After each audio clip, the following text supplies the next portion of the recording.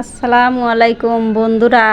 আমি এই যে আমারে পাবনার কচু দিয়ে চিংড়ি মাছ দিয়ে নাড়বো। এই যে তেলে দিতেছি, তেলে দেওয়া হয়ে গেছে, পিস দিয়ে রসুন দিয়ে জিরে দিয়ে বাজনা উঠাইলাম। বাজনা উঠাইছি, বাজনা উঠাই যে আবারও পিস দিছি, মরিচ দিছি, তেল দিছি, হলদের গুঁড়ে, লবণ, ধনিয়ার গুঁড়ে আর শুকনো মরিচে যে বাইটে দিছি।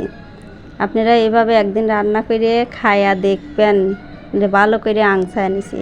এভাবে আপনারা রান্না করে খালি তালিকা বুঝবেন। এই চিংড়ি মাছ দিছি, আংছাবেন, ভালো করে আংছাবেন, আংছায় সাইডে দুটো পানি দিবেন, পানি দিয়ে ভালো করে আংছাবেন। আংছায় সাইডে যে কচু, মুহি কচু, ছোটো কচু, ঢাকা কয় মুহি কচু, আমার ঘরে পাবনা কয় ছোটো কচু, এইভাবে সেদ্ধ করে ধুয়ে সেদ্ধ করে নেবেন। সেদ্ধ করে যে এইভাবে একটু আধ দিয়ে ছেনে নেবেন। ছেনে নিয়ে যে চিংড়ি মাছের ভিতরে দিয়ে ভালো করে আংছাবেন।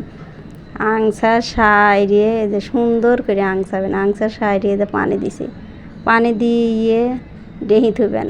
10 মিনিট ডেহি থুয়ে যে বাজনা তুললাম না, সেই বাজনাটা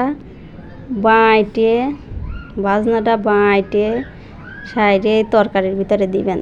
ভালো করে বাজনাটা গুলাইয়া দিবেন, দিয়ে সাইডে 10 মিনিট জাল দিবেন।